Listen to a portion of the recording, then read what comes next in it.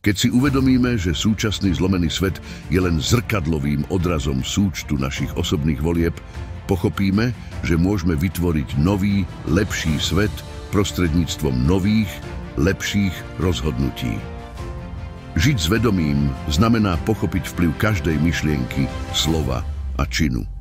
Ide o uznanie síly, ktorú v sebe nosíme, a toho, ako svojimi voľbami prispievame svetu.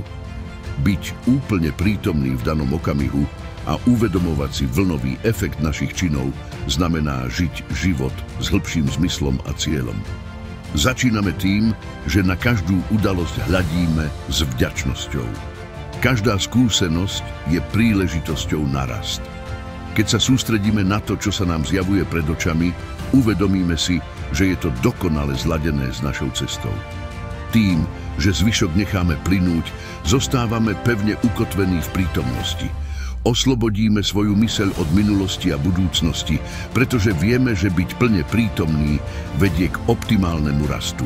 Zdvihneme ruky k vyššiemu poslaniu, misii vytvoriť lepší svet. Aj keď presne nevieme, ako to dosiahnuť, dôverujeme, že cesta sa pred nami otvorí. Každý deň sa zaväzujeme robiť to, čo sa nám ukáže, s odhodlaním, sústredením a jasnosťou. V tomto stave neexistuje preťaženie, len cieľ. Jednoducho sa nechávame viesť tým, čo je prítomné, krok za krokom. Žijeme a konáme tak, ako keby už lepší svet existoval. Každé rozhodnutie odráža naše hodnoty, či už ide o vzťahy, prácu, investície, náboženské organizácie, komunity alebo o to, čo kupujeme a konzumujeme.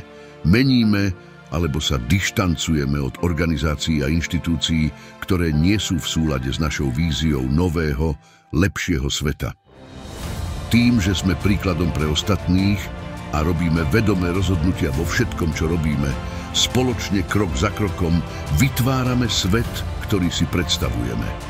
V lepšom svete konáme z miesta hojnosti, nie nedostatku. Nevnímame peniaze ako niečo, čo treba hromadiť alebo chrániť. Namiesto toho ich vidíme ako nástroj na zlepšenie sveta okolo nás. Každé finančné rozhodnutie sa stáva spôsobom, ako povzniesť ostatných, budovať komunitu a podporovať blaho všetkých. To všetko je v súlade s princípmi prejavenia. Začíname v stave vďačnosti, zostávame prítomní v okamihu a dôverujeme ceste, ktorá sa pred nami rozvíja.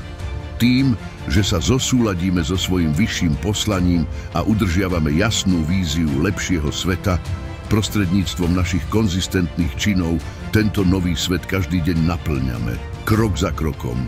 A ukazujeme vesmíru, že to s našou túžbou po novom, lepšom svete myslíme vážne. Žiť s vedomím je viac než osobná cesta. Je to základ nového sveta. Sveta, v ktorom súcit, spravodlivosť a udržateľnosť riadia každé rozhodnutie. Spoločne môžeme túto realitu vytvoriť krok za krokom, rozhodnutie za rozhodnutím. Budeme neochvejnou a nevyhnutnou silou, ktorá zrodí nový, lepší svet z dávnych popolov toho starého.